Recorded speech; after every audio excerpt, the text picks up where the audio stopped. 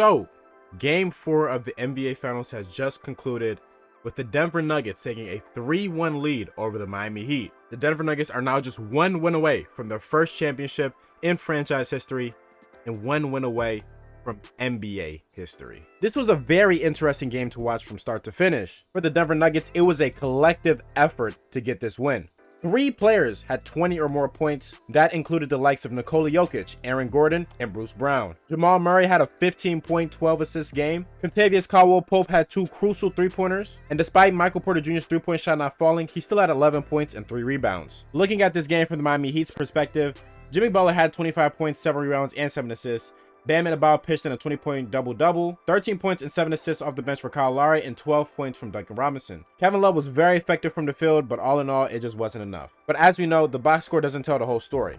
In watching the game, the Denver Nuggets kind of dominated from start to finish. About halfway through the first quarter, Jokic got hurt and had to leave the game at the end of the first quarter. To end this quarter, Jimmy Butler had a buzzer beater, and it seemed like the Miami Heat had all the life. In the second quarter, the Miami Heat made it competitive with Nikola Jokic out, but they weren't able to do enough damage to make the Nuggets panic. Nikola Jokic came back and everything was just fine. The MVP of this quarter was Aaron Gordon, as 15 of his 27 points came in this quarter. The Nuggets game plan was simple: force a lot of switches for Aaron Gordon, get him on smaller defenders, and let him attack. He was efficient in the pick and roll, he was efficient as the main ball handler, and he was everywhere on defense. But like I said, the Miami Heat were able to keep things afloat. Kyle Lowry pitched in a great quarter, and with Nikola Jokic's injury, the Miami Heat decided to attack the paint, where they found success. In the third quarter, it was all about the Nuggets early on, but Kevin Love and the Miami Heat were able to make a push to keep things afloat. Kevin Love was a big spark for this Miami Heat team in the third quarter, but once again, the same story followed. Despite all the blows that the Miami Heat were able to land, the Denver Nuggets were able to counter each and every one of them. And moving on to the fourth quarter, things got very interesting. Early on in this period, Nikola Jokic picked up 2 quick fouls, giving him 5 fouls for the game. That meant Nikola Jokic had to sit,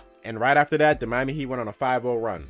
And with all momentum against him, Jamal Murray was able to hit a big three-pointer that settled things down. At that point forward, it was all about sustaining their lead, and that's exactly what the Nuggets did. They were able to hold off a Miami Heat comeback until Nikola Jokic came into the game, and it was Bruce Brown's heroics late in the game that were able to officially put the Miami Heat away. Looking at team stats, they pretty much tell the whole story. All in all, it was a putrid offensive showing for the Miami Heat, but this has been a trend that has happened for the entire finals. For a team like the Miami Heat, who has built their entire playoff run off efficiency, I feel like their lack of success really falls on 2 guys. Gabe Vincent has had a great showing throughout the entire playoffs, but over his last 2 games, it's been bad. He has just 9 points total over the last 2 games and is shooting 3 for 16 from the field and 1 for 10 from 3. A lot of the 3-point shots that were falling from early on just aren't falling now.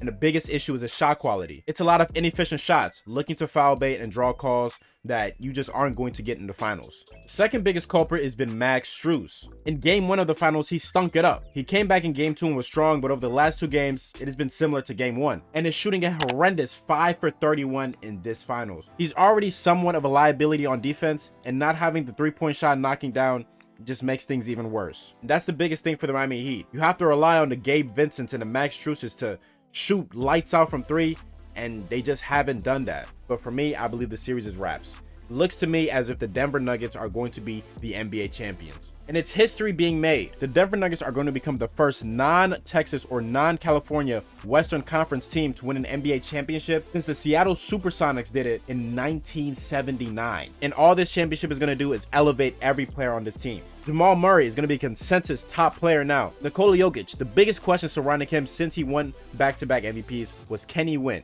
And can he lead his team to the big stage? And he's been able to shut up all the critics, now etching himself into NBA history. He's a legend. He's going to be remembered for a very long time, and now has an argument for the best center of all time.